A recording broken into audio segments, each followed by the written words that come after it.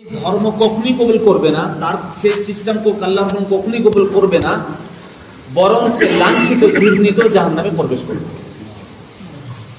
বোঝা গেল পৃথিবীর বুকে একমাত্র গ্রহণযোগ্য সেটি দিন হচ্ছে সেটি ইসলাম।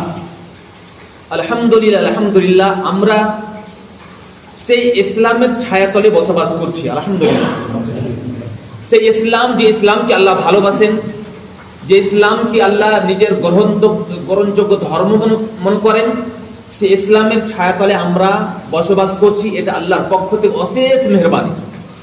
এটাও হতে পারতো যে আমরা অমুসলিমের বাড়িতে বা খ্রিস্টান জৈনদের বাড়িতে জন্মগ্রহণ করে জাহান্নামে আমরা যাওয়ার পরিস্থিতি নিতাম, কিন্তু আল্লাহ রাব্বুল আলামিন ওই জায়গাতে না রেখে আমাদেরকে আল্লাহ রাব্বুল আলামিন মনোনীত ধর্ম ইসলাম ধর্মের ছায়াতলে আমাদেরকে বসবাস করাচ্ছেন। আলহামদুলিল্লাহ। বিষয়টি হচ্ছে যে আল্লাহ রাব্বুল আলামিন আমাদেরকে এই মুসলমান রূপী কেন সৃষ্টি করলেন, বা আমরা মুসলমান কেন, আমাদের কি কর্ম, আমাদের কি করণীয়, এই বিষয়টা আমাদের একদম খুব জটিল বা খুব গুরুত্বপূর্ণ বিষয় এবং তাকে জানা দরকার। এইটি কথা আপনারা মনে রাখেন যে আল্লাহ নবী সাল্লাল্লাহু আলাইহি ওয়াসাল্লাম এই পৃথিবীর বুকে লাস্ট মেসেঞ্জার, লাস্ট নবী। তিনার পরে কোন নবী আসবে কি? আসবে না। তিনার পরে কোন আসেনি আর আসবে না, কিয়ামত অবধি আসবে না। এটা তো আমাদের জানা আছে। খাতামুন নবীন বলে আখ্যায়িত করেছেন আল্লাহ রাব্বুল আলামিন, যে আল্লাহ নবী খাতামুন নবীন, নবীর পরে কোন নবী আর আসবে না। আপনারা জানেন যে নবী হযরত আদম আলাইহিস সালামের পরে বা হযরত আদম আলাইহিস সালাম থেকে নিয়ে যতগুলো নবী এসেছেন, আল্লাহ রাব্বুল আলামিন যখন যেই জায়গাতে বিভ্রান্তি, শিরক, কুফর যখন প্রচুর পরিমাণে ছড়িয়ে যায়, তখন আল্লাহ রাব্বুল আলামিন ওই জায়গাতে নবী পাঠিয়ে দেন, তাই না? বুঝেন কথা? ওই জায়গাতে নবী পাঠিয়ে সংশোধন করেন, শিরক কুফরকে দূর করেন এবং তৌহিদের আলোকিত আলোকিত করানো ওই জায়গায়, তাই না? হযরত আদম আলাইহিস সালাম থেকে যতগুলো নবী এসেছেন, সমস্ত নবীর এই কর্ম, ইয়া কওমি উবুদুল্লাহ মা লাকুম মিন ইলাহিন গায়রুহু, আমার সম্প্রদায়ের লোকেরা আল্লাহর ইবাদত করো, আল্লাহ ছাড়া কোনো উপাস্যকারী নেই। তো আল্লাহ রাব্বুল আলামিন যখন যেই জায়গাতে বিভ্রান্তি ছড়িয়ে যেত, ওই জায়গাতে নবী পাঠিয়ে ওই জায়গার বিভ্রান্তি বা শিরক কুফরকে দূর করার চেষ্টা করেছেন। নবী মুহাম্মদ সাল্লাল্লাহু আলাইহি ওয়াসাল্লামের গত হওয়া মোটামুটি কত বছর হচ্ছে? 65 বছর হতে যাচ্ছে, বলে মোটামুটি 1450 বা 1500 বছর হতে যাচ্ছে, তাই না? আমরা সারা বিশ্বে দেখি যে মানে শিরক কুফর অহরহ ছড়িয়ে আছে সারা বিশ্বে। আমরা দেখি আল্লাহর পক্ষ থেকে কোন নবী এসেছে কি? জি, শিরক কুফর একদম প্রচুর পরিমাণে। তবু আল্লাহ রাব্বুল আলামিন ওই জায়গায় সংশোধনের জন্য, ওই জায়গাকে তৌহিদের আলোতে আলোকিত করার জন্য কোন নবী বা কোন রাসূল আল্লাহ রাব্বুল আলামিন পাঠাননি। কেন? নবী সাল্লাল্লাহু আলাইহি ওয়াসাল্লামের পরে কোন নবী আর এই পৃথিবীর বুকে আসবে না। তো এখন আমরা দেখি ওয়াহরাহ শিরক কুফর বিদআত এই সমাজে জর্জরিত। এই সমাজকে এই কুফর শিরককে দূর করার জন্য কারা কাজ করবে? নবী তো আল্লাহ পাঠাবেন না, রাসূল তারা পাঠাবেন না। তো আল্লাহ রাব্বুল আলামিনের সামনে মানুষ পাথর পূজা, মূর্তি পূজা, কবর পূজা, মানুষ পূজা করে। আল্লাহ দেখতে পান না? দেখতে পায় কি পায় না? পান। আল্লাহ কেমন দেখতে পান? ওই আল্লাহ রাব্বুল সাত আকাশের উপরে আরশে আজিমে আল্লাহ ওখানে মুস্তাবি আছেন। ওই আরশ আজিম, আল্লাহু আকবার, 7 আকাশ, 7ম আসমান। আজকে সায়েন্স টেকনোলজির যুগ, তাই না? প্রথম আসমান এর অন্ত কত দূর এখন কেউ করতে পারেনি, তাই না? আর 7 আকাশের উপরে আল্লাহ রাব্বুল আলামিন ওখানে আছেন, মুস্তাবি আছেন। ওখান থেকে এই পৃথিবীর বুকে, এই মাটিতে, এই কালো পাথরের উপরে কালো পিঁপড়ের শব্দটুকু আল্লাহ রাব্বুল আলামিন সাত আকাশের উপর থেকে সেই পিঁপড়েকে দেখেন এবং সেই শব্দ শুনেন, উনি হলেন আল্লাহ। উনি আল্লাহ না, আমাদের হৃদয় কি চায়, আলিম বিদাতিস সুদূর। আল্লাহ রাব্বুল আলামিন আমার হৃদয়তে আমরা কি মনে করছি ওই অন্তরের মানে গবেষণা আল্লাহ রাব্বুল ওখান থেকে জানেন। ওই আল্লাহ রাব্বুল আলামিনের সামনে আজকে কুফর শিরক হচ্ছে। মানুষ আল্লাহকে ছেড়ে মানুষের পূজা, কবরের পূজা, মূর্তি পূজা অহরহ হচ্ছে, আল্লাহ দেখছেন। কিন্তু আল্লাহ রাব্বুল আলামিন ওই জায়গাতে কোনো রাসূল বা কোনো নবী পাঠান না। আর যেই শিরক কুফর হচ্ছে আল্লাহর সাথে দুশমনী, আল্লাহর সাথে মানে কি বলা যাবে, মানে সবসময় তারা আল্লাহর বিরুদ্ধে তারা স্লোগান চালিয়ে যাচ্ছে। ভাই সকল, আমার বলার উদ্দেশ্য, আমরা মুসলমান, এখন কোন নবী বা কোন রসুল আসবে না। যখন কোন নবী বা কোন রসুল আসবে না, তখন আল্লাহ রাব্বুল আলামিন এই উম্মতে মুহাম্মাদিয়া, আমরা মুসলমান, সারা বিশ্বের আমরা যে মুসলমান যারা রয়েছি, যারা কোরআন হাদিসকে মানি, তাদের কাঁধে আল্লাহ রাব্বুল আলামিন সেই দায়িত্ব চাপিয়ে দিল, যে দায়িত্ব কার ছিলেন, কাদের, নবীদের এবং রসুলদের যা দায়িত্ব কর্তব্য ছিল, সে দায়িত্ব কর্তব্য এই উম্মতে মুসলিমার কাঁধে আল্লাহ রাব্বুল আলামিন চাপিয়ে দিলেন।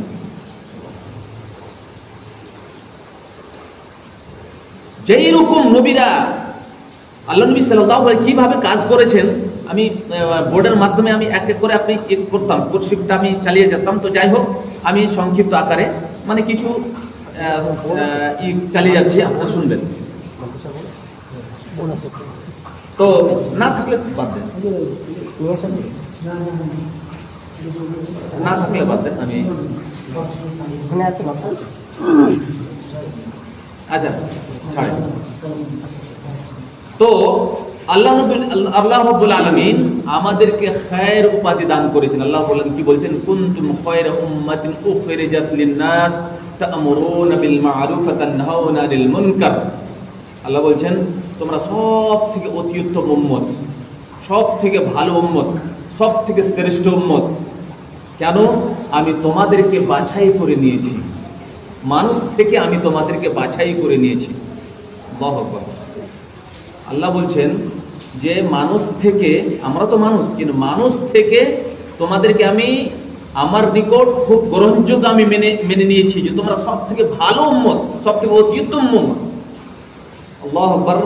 এই জায়গায় আমি আর কিছু উদাহরণ দিয়ে দিই যে আল্লাহ রাব্বুল আলামিন এই উম্মতে মুসলিমাকে কত ভালোবাসেন, ওর মর্যাদা কতটুকু, ওর সম্মান কতটুকু, এর প্রেক্ষাপটে আমি একটি হাদিস তুলে ধরি।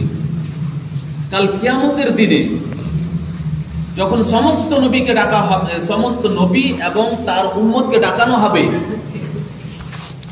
যে সে নবীকে বলা হয়, নবীদেরকে বলা হবে, তোমরা নিজের দায়িত্ব পালন করেছিলে কি করনি, বা সে উম্মতকে জিজ্ঞাসা কর, তাদের উম্মতকে জিজ্ঞাসা করা হবে, নবীরা তোমাদের কাছে এসেছিল কিন্তু সেই দায়িত্ব তোমাদেরকে বলেছে কি বলেনি।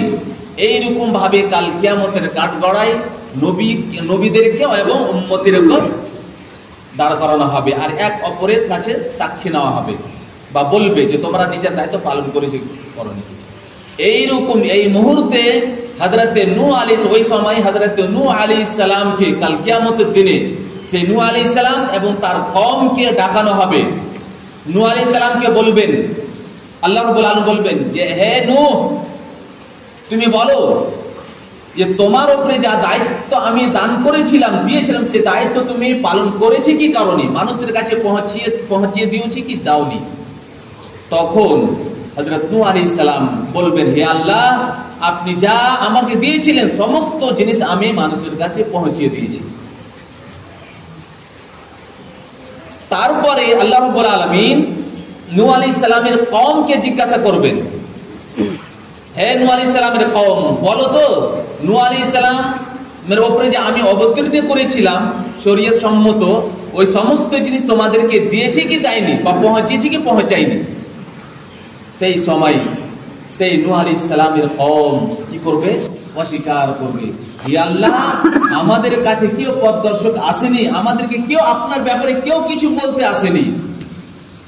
তখন আল্লাহ রাব্বুল আলামিন সে নূহ আলাইহিস সালামকে বলবে, হে নূহ, এরা তো অস্বীকার করছে, তোমার সাক্ষী কে দেবে? তোমার সাক্ষী কে দেবে? তুমি সাক্ষী নিয়ে এসো। তো হযরত নূহ আলাইহিস সালাম, আল্লাহু আকবার, হযরত নূহ আলাইহিস সালাম এই উম্মতে মুহাম্মাদি, আমরা উম্মতে মুহাম্মাদি, আমরা উম্মত মুহাম্মদ সাল্লাল্লাহু উম্মত কি উম্মত নয়, আমরা উম্মতে মুহাম্মাদি।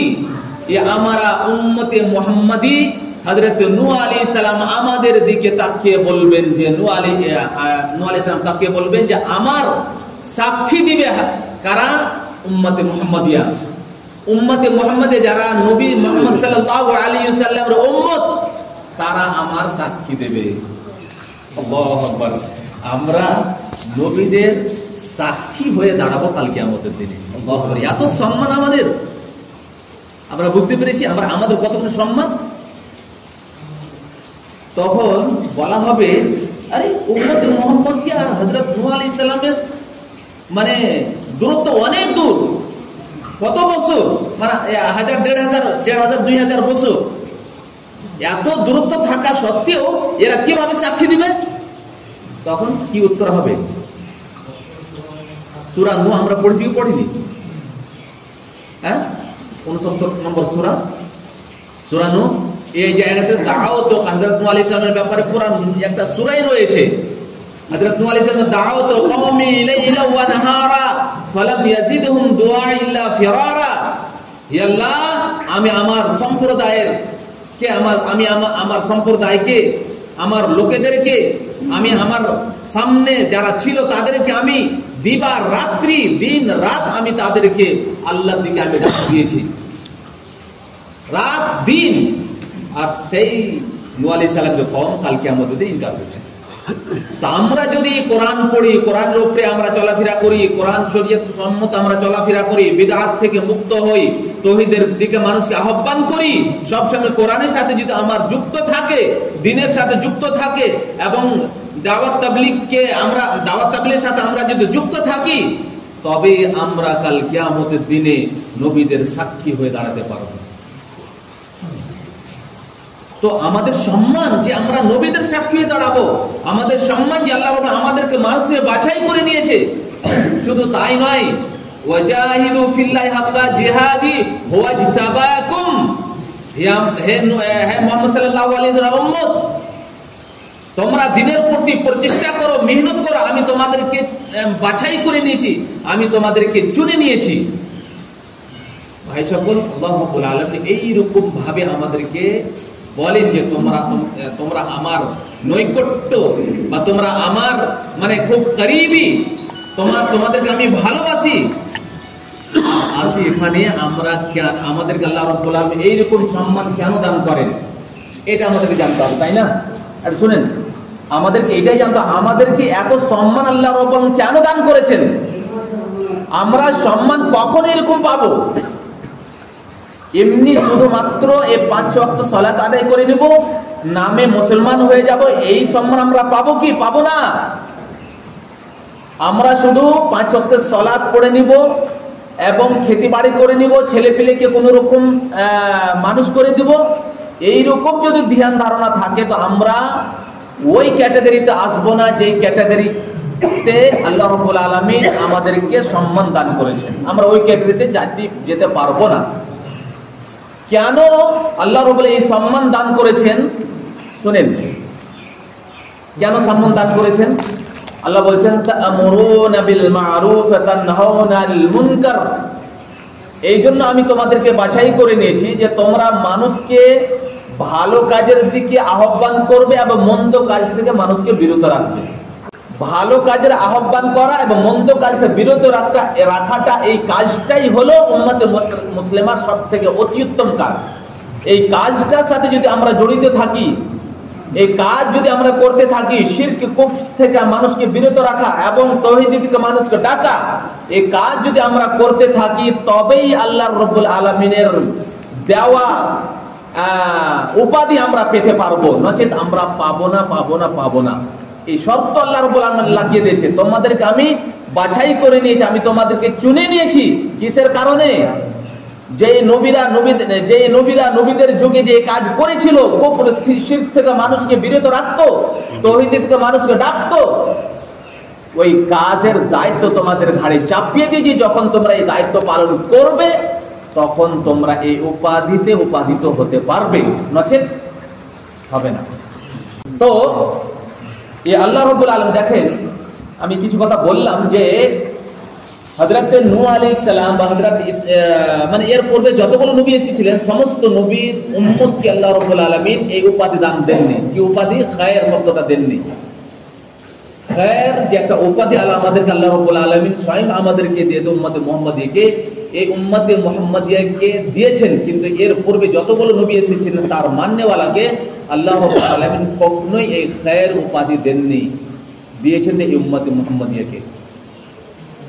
এই জন্য যে 1500 বছর হয়ে যাচ্ছে কোন নবী আসেনি, আসবে না। নবীদের দায়িত্ব, নবীদের কর্তব্য, এই কর্তব্য দায়িত্ব যে নবীদের ছিল, ওই নবীদের দায়িত্ব কর্তব্য এই উম্মতে মুহাম্মাদের কাঁধে চাপিয়ে দিয়েছে। উম্মতে মুহাম্মাদ যদি পালন করে এই দায়িত্ব, তবেই সেই উপাধি পাবে, নচেত পাবে না। আজকের পরিস্থিতি, যাই হোক, আমরা যখন ইসলামের কিছু মূল নীতির উপরে যখন আমরা গবেষণা করি, তখন অবশ্যই আমরা পেয়ে যাই ইসলাম সারা বিশ্বের মানুষের জন্য। যেমন 1 নম্বর আসি ইবাদত। ইবাদত মানে কি? ইবাদত মানে ইবাদত কি? ইবাদতটা কি? কি জিনিস?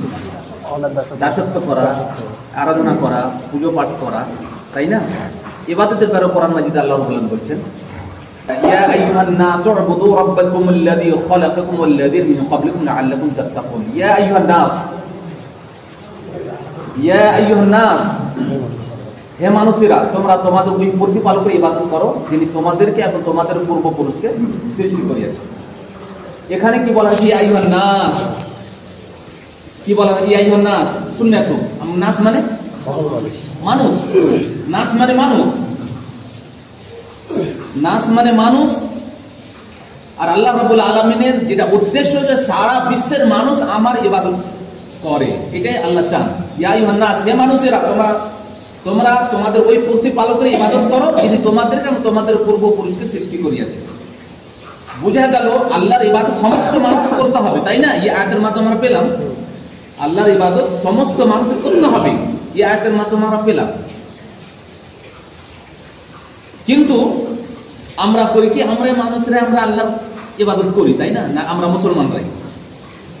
আর যারা জৈন, খ্রিস্টান বা ইসলাম ছাড়া আরো অন্য যারা ধর্মের রয়েছে, তারা কি ইসলামকে মানে? আল্লাহর ইবাদত করে না। এই মতো আল্লাহ নবী সাল্লাল্লাহু আলাইহি ওয়াসাল্লাম ইসলামের নিয়ম নীতি বলার জন্য কাকে আল্লাহ পাঠিয়েছেন? মুহাম্মদ সাল্লাল্লাহু আলাইহি ওয়াসাল্লামকে। এই মুহাম্মদ সাল্লাল্লাহু আলাইহি কাদের জন্য এসেছেন? এটা একটা প্রশ্ন। কাদের জন্য এসেছেন? মুসলমানদের জন্য না কাদের জন্য? সমস্ত মানুষের জন্য, মুসলমানদের জন্য নয়। শুধু মুসলমানদের জন্য নয়।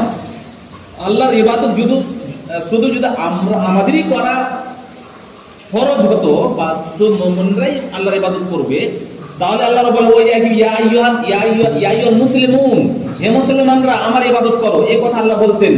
ইয়া আইয়ুহান নাস বলেছেন, মানে সারা বিশ্বের মানুষকে আখ্যায়িত করেছেন তোমরা আমার ইবাদত করো। এই রকম আল্লাহ নবী সাল্লাল্লাহু আলাইহি ওয়াসাল্লামকে আল্লাহ রাব্বুল আলামিন নবী বানিয়ে পাঠালেন। তো মুসলমানদের জন্য নবী পাঠাননি, শুধু কাদের জন্য? সারা বিশ্বের মানুষের জন্য পাঠিয়েছেন। যেমন সূরা নম্বর 7 আয়াত নম্বর 158 তে বলা হয়েছে, কুল ইয়া আইয়ুহান নাস ইন্নী রাসূলুল্লাহি ইলাইকুম জামিআ। কুল, হে নবী আপনি বলে দেন আমি সারা বিশ্বের মানুষের জন্য রাসূল হয়ে এসেছি। জামিআ, আন-নাস, নাসও বলা হয়েছে, জামিআও কথা বলা হয়েছে, মানে সারা বিশ্বের মানুষের জন্য আল্লাহ রাব্বুল আলামিন মুহাম্মদ সাল্লাল্লাহু আলাইহি ওয়াসাল্লাম নবী বানিয়ে পাঠিয়েছেন। মানে মুহাম্মদ সাল্লাল্লাহু আলাইহি ওয়াসাল্লাম নবী, আমাদেরও নবী, ইসলাম ছাড়া যারা রয়েছে তাদেরও নবী। হয়তো ওরা মানে না, কিন্তু আজকে হয়ে যাচ্ছে, আমার যদি বাইরে আমরা কাউকে জিজ্ঞাসা করি বা আমরা মুসলমানকে জিজ্ঞাসা করি নবী কাদের নবী? নবী মুসলমানদের নবী। এবং অমুসলিমকে যদি বলা হয় নবী কাদের জন্য এসেছে বা নবী কে, তখন মুসলমানদের নবী। যেমন আমাদের কি মানে ওই যে রাম কৃষ্ণ যেমন আমাদের দূত, ওই রকম মুসলমানদের মোহাম্মদ সাল্লাল্লাহু আলাইহি সাল্লাম।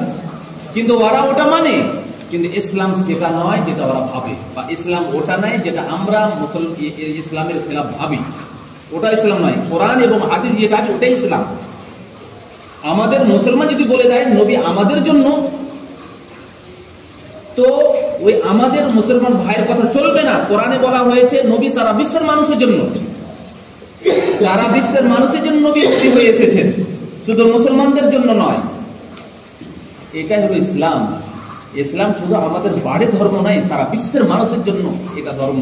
সারা বিশ্বের মানুষের কাছে এটা ধর্ম পৌঁছাতে হবে, সারা বিশ্বের মানুষ যেন এই ধর্মকে পালন করে, এটাই আল্লাহ চান। এইরকম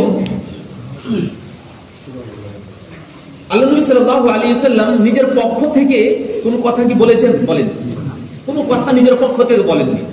আল্লাহর পক্ষ থেকে অবতীর্ণ হয়েছে ইয়া আইয়ুর রাসূল বাল্লিগ মা উনজিলা ইলাইকা মির রাব্বিক ওয়া ইল্লাম তাফআল ফামা বাল্লাগতা রিসালাতাহু ওয়াল্লাহু ইয়াসুমুকা মিনান নাস। হে নবী, আপনার উপরে যা অবতীর্ণ হচ্ছে ওই সমস্ত জিনিসকে মানুষের কাছে পৌঁছে দিন। এটাই তো আল্লাহ বলেছেন আল্লাহ নবীকে, মানে যা অবতীর্ণ হয়েছে। তো আল্লাহ নবী সাল্লাল্লাহু আলাইহি ওয়াসাল্লামের উপরে অবতীর্ণ কি হয়েছে? হাদিসও হয়েছে, কোরআনও হয়েছে। কোরআন হচ্ছে ওহী মাতলু, যেটা আমরা তেলাওয়াত করছি 30 পারা কোরআন, এবং ওহী গায়র মাতলু কি, যেটা তেলাওয়াত করা হয় না, ওটা কি? হাদিস। সিহা যেগুলো সহিহ হাদিস, ওই হাদিস আল্লাহর নবীর মুখ থেকে যেটা বের হয়েছে, যেটা ইলহাম হয়েছে আল্লাহর পক্ষ থেকে, ওটাও আল্লাহর পক্ষ থেকে বাণী। একটা বাণী হচ্ছে তেলাওয়াত করি আমরা কোরআন, যেটা স্বয়ং আয়াত অবতীর্ণ হয়েছে আল্লাহর পক্ষ থেকে।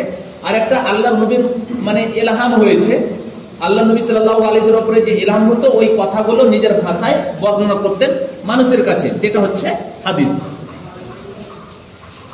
তো এই কোরআন কাদের জন্য?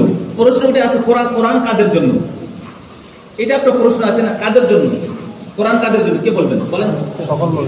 সকল মানুষের জন্য। যেমন সূরা নম্বর 2 আয়াত নম্বর 185 তে আল্লাহ বলছেন কি, ইয়া আইয়ুহা শাহরু রমাদান আল্লাযী উনজিলা ফীহিল কুরআন হুদাল লিন-নাস ওয়া বায়্যিনাতিন মিনাল হুদা ওয়াল ফুরকান। শাহরু রমজান মাসে কোরআন অবতীর্ণ করা হয়েছে। কিসের জন্য? লিন্না হুদাল লিন-নাস।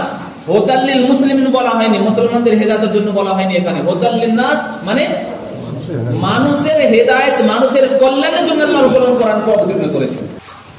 কোরআন সারা বিশ্বের মানুষের জন্য, আল্লাহর ইবাদত সারা বিশ্বের মানুষকে করতে হবে। রাসূল সারা বিশ্বের মানুষের জন্য এসেছেন। এখন আমরা দেখি যে আমরা কতজন ইসলামের সাথে জড়িত আর ইসলামের বাইরে কতজন রয়েছেন। আমরা যদি ভারতবর্ষকে অ্যানালাইসিস করে দেখি, 20% মুসলমান আমরা জানি কোরআন আমাদের জন্য, নবী আমাদের জন্য, এবং এবং কোরআন আমাদেরকে, এরকম 20% জানি। কিন্তু 80% ওদেরকেও জানা দরকার যে আল্লাহর ইবাদত ওদেরকেও করতে হবে। নবী ওদেরও নবী, এবং কোরআন ওদেরও হেদায়েতের কিতাব। কোরআনের কথা, আমি আমার কথা বলি না, এটা বলবেন না যে মানে মৌলানা সাহেব নিজের বাদি কোরআনের কথা অনুযায়ী আমি কথা বলছি। এখন আমরা আসি যে আল্লাহ রাব্বুল আলামিন এই উম্মতে মুসলিমাকে কেন সৃষ্টি করেছেন? উম্মতে মুসলিমাকে, এই মুসলমানকে, আমরা মুসলমানকে আল্লাহ কেন মুসলমান বানিয়েছে ওটাও ধরা যায়। তো মুসলমান মানুষের জন্য এসেছে, মানুষের জন্য এসেছে। আমরা মুসলমান মানুষের জন্য। আমি পড়ে হলে মানে আমি প্লাস মাইনাস হিসাব করে দেখে দিতাম। আমরা মুসলমান মানুষের জন্য আল্লাহ আমাদেরকে পাঠিয়েছেন। মানে কুনতুম খায়রা উম্মাতিন উখরিজাত লিন-নাস, তোমরা সবথেকে অতি উত্তম উম্মত, উখরিজাত মানুষের জন্য তোমাদেরকে পাঠানো হয়েছে।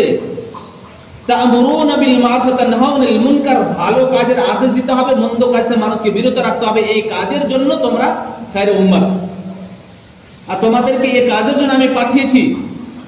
শুধু নিজে নামাজ পড়ে নিলে, নিজে ইসলাম, নিজে যাকাত বা হজ করে নিলে, আর আশেপাশে কুফর শিরক যদি হয়ে থাকে, আর ওই লোককে যদি আপনি বাধা না দেন, ওই লোককে যদি আপনি তাওহীদ থেকে না ডাকেন, শিরক থেকে বিরত না রাখেন, তাহলে এই আয়াত অনুযায়ী আপনি খায়ের শব্দ, খায়ের উপাধি আপনি পাবেন না, বা আসল যেটা উম্মতে মুসলিমার জিম্মেদারি, ওই জিম্মেদারি আপনি পালন করলেন না। এটাই হচ্ছে। এখন আমাদের উপরে যখন এইরকম দায়িত্ব কর্তব্য রয়েছে আসি, এখন আমরা এই দায়িত্ব কর্তব্য যদি আমরা পালন না করি, তাহলে আল্লাহর পক্ষ থেকে কি শাস্তি আসছে বা হচ্ছে বা বর্তমানে আসবে বা ভবিষ্যতে হবে, এই সম্পর্কে কিছু আলাপ আলোচনা শুনে নেন। আমরা যখন কোরআন পড়ি তখন কোরআনে মুসলমানদের দুইটি অবস্থা পাওয়া যায়। মুসলমানদের দুইটি অবস্থা, একটি সম্মানীয় অবস্থা, একটি অসম্মানীয় অবস্থা। সম্মানীয় অবস্থা যেমন ওয়ালিল্লাহিল ইজ্জাতু ওয়া লিরাসূলি ওয়া লিল মুমিনিন, আল্লাহর জন্য সম্মান, আল্লাহর রাসূলের জন্য সম্মান এবং মুমিনদের জন্য আল্লাহর উপর সম্মান।